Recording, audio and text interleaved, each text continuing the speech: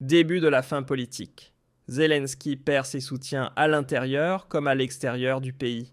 Il a été humilié, démasqué, et cette fois, il ne l'a pas vu venir. Volodymyr Zelensky, cet homme qui il y a encore un an se présentait comme le défenseur héroïque de l'Europe, se retrouve aujourd'hui face à un champ de ruines, isolé sur la scène internationale en déroute sur le plan militaire, et publiquement rabaissé comme jamais auparavant. Et cela par nul autre que le président américain Donald Trump en personne. Oui, tu as bien entendu, Trump l'a ignoré publiquement, s'est moqué de ses soi-disant plans de paix et a préféré parler avec Vladimir Poutine juste avant sa rencontre avec Zelensky.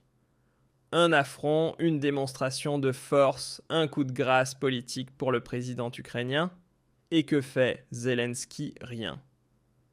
Pas de protestation, pas de réaction, juste une posture défensive. L'homme qui depuis des années joue le rôle du combattant intrépide s'est retrouvé là, figé, tel un écolier humilié qui espère que le proviseur ne l'exposera pas encore une fois devant toute la classe. Mais c'est exactement ce qui s'est passé. Subtil, précis et terriblement destructeur. Le fameux plan de paix en 20 points de Zelensky, prétendument coordonné avec les États-Unis, Trump ne l'a même pas mentionné. À la place, il a appelé Poutine et salué publiquement son rôle dans la reconstruction de l'Ukraine. Ce n'est pas une blague. Trump a dit mot pour mot, la Russie souhaite voir l'Ukraine réussir et Poutine a aidé l'Ukraine avec générosité, en énergie, en électricité et en prix avantageux, en plein visage de Zelensky. Et que répond Zelensky? Rien. Absolument rien. Salutations à ceux qui croient encore que Zelensky bénéficie du soutien des États-Unis. Non, il ne l'a plus. Le vent a tourné violemment. Et ceux qui refusent de le voir vivent dans un monde parallèle. Mais ce n'est pas tout, ou plutôt tout dépend de quel côté on se place.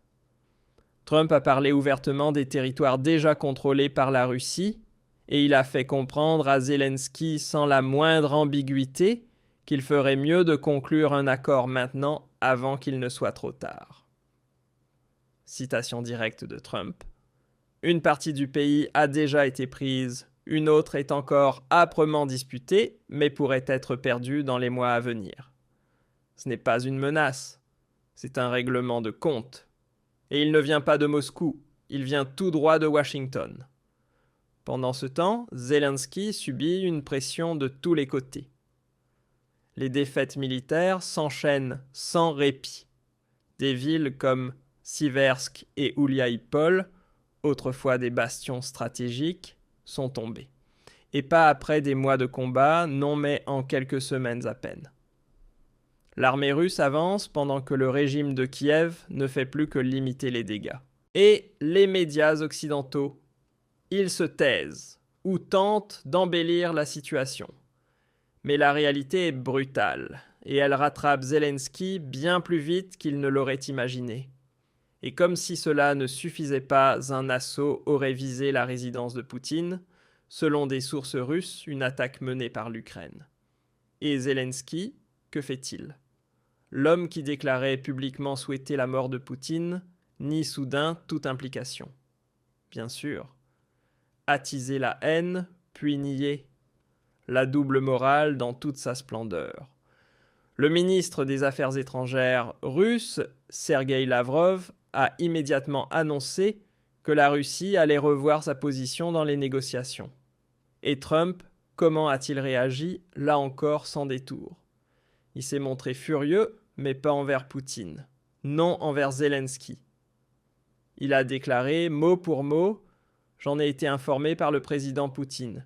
J'étais très en colère. » Et il a même évoqué les missiles Tomahawk qu'il a volontairement choisi de ne pas lancer. Pourquoi? Parce que le moment n'était pas encore venu. Mais le message était limpide. Trump protège Poutine et Zelensky est laissé à la porte. La dernière tentative de survie politique a donc échoué. Zelensky a tout misé et tout perdu. Il espérait faire pression sur la Russie. C'est lui au final qui subit la pression. Les Américains ne veulent plus d'escalade.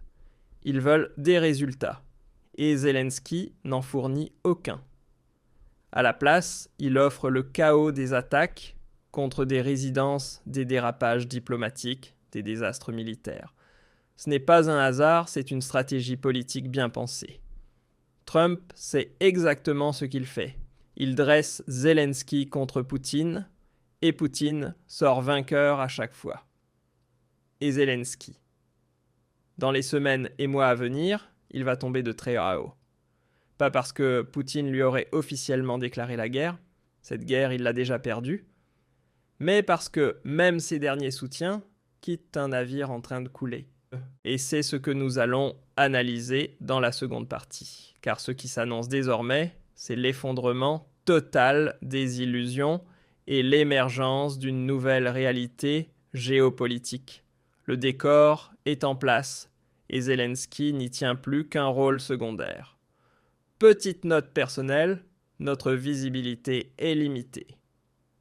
Si vous pensez que ce sujet est important, n'hésitez pas à soutenir cette vidéo avec un like ou un commentaire. La façade s'effondre. Celui qui fut autrefois salué comme le héros de l'Occident, présenté dans les talk shows, comme une figure lumineuse, le président de l'Ukraine se retrouve aujourd'hui complètement seul. Zelensky s'est perdu politiquement, militairement, moralement. Ce qui arrive maintenant n'est plus une simple bataille. C'est la fin du jeu politique. Les cartes sont sur la table et Donald Trump, le nouveau visage fort de Washington, a déjà compris les règles et les a renversées à son avantage. Car pendant que Zelensky reste à Kiev persuadé qu'il pourra retourner la situation avec quelques clichés médiatiques et des appels désespérés à la solidarité occidentale Moscou et Washington, eux façonnent déjà une nouvelle réalité. Trump s'est entretenu à plusieurs reprises avec Poutine, ouvertement, directement. Et ce n'est pas tout. Trump ne rate aucune occasion de présenter publiquement la Russie comme un partenaire essentiel pour la reconstruction de l'Ukraine. Pour Zelensky, c'est une gifle. Pour Poutine, un triomphe diplomatique. Pose-toi maintenant la question qui, dans cette partie, est lentement mais sûrement en train de perdre le pouvoir, qui perd du territoire, du soutien politique et de la force militaire, et qui pas à pas gagne du terrain, au sens propre comme au sens géopolitique. Et comme si cela ne suffisait pas, l'Europe commence elle aussi à prendre ses distances. À Berlin, sous la direction du chancelier Friedrich Merz, c'est le silence glacial. Plus de nouvelles livraisons d'armes, plus de discours enflammés au Bundestag. Les médias allemands continuent certes à diffuser leurs segments obligatoires, mais le ton s'est nettement refroidi. La magie a disparu, le spectacle est terminé, et Zelensky tourne en rond sans se rendre compte que le public a déjà quitté la salle. Et ce n'est pas un hasard. C'est le moment où la réalité revient en force. Car de plus en plus de gens réalisent qu'on leur a menti pendant des années. Que la réalité en Ukraine n'est pas aussi manichéenne qu'on a voulu nous le faire croire. Que Poutine n'est pas ce démon belliciste tel que l'ARD et la ZDF le dépeignent depuis 2022. Mais qu'il suit, en réalité, un plan. Un plan qui commence lentement à porter ses fruits protégés sous le parapluie stratégique de Trump. Et Zelensky. Lui, il n'a plus de plan. Il n'a plus que la peur. Et cela se voit. Plus de posture assurée, plus de pression, plus de gouvernance ferme, seulement de la défense des excuses, des manœuvres dilatoires, et peut-être, au bout du chemin, un exil à Londres ou à Tel Aviv. Car ceux qui croient encore que Zelensky sera président de l'Ukraine dans un an croient aussi à la neutralité des médias publics. Pendant que Zelensky vacille, les Russes continuent d'étendre leur domination militaire. Des pans entiers du front s'effondrent. De plus en plus de villes tombent, et cela alors même que pendant des années, les experts occidentaux nous ont répété que l'armée russe était faible, usée, inefficace. Eh bien aujourd'hui, elle avance à travers des régions qu'on disait imprenables depuis des mois. Le mythe d'une Ukraine invincible, il est révolu, il est mort, et personne ne le pleure. Ce qu'il reste, c'est une prise de conscience amère. L'Occident a misé sur le mauvais cheval. Il a brûlé des milliards pour soutenir un régime qui n'est ni démocratique, ni souverain, ni même réellement indépendant. L'Ukraine de Zelensky est depuis longtemps un simple pion, et elle est désormais doucement mais sûrement mise de côté.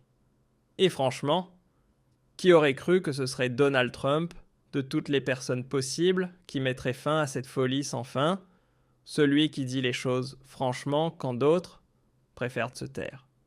Celui qui cherche des négociations pendant qu'en Europe on ne fait que provoquer.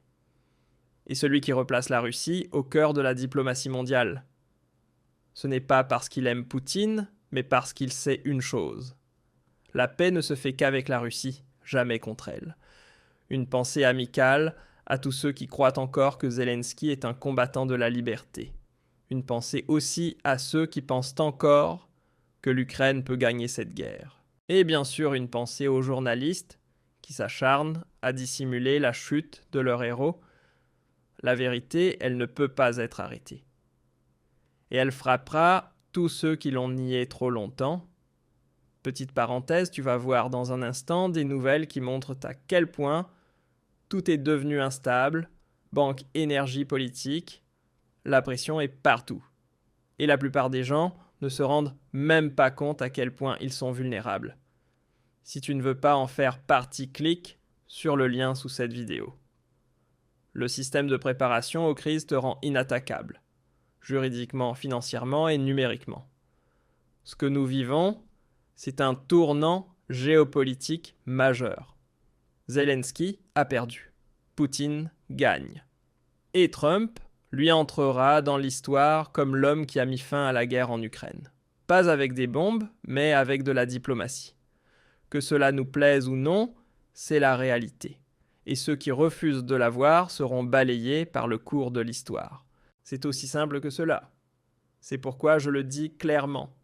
Bienvenue dans la nouvelle année, bienvenue dans le nouvel ordre mondial, et bienvenue sur Verheimlicht, la chaîne de ceux qui, en entendant le mot démocratie, ne pensent pas aussitôt à la censure.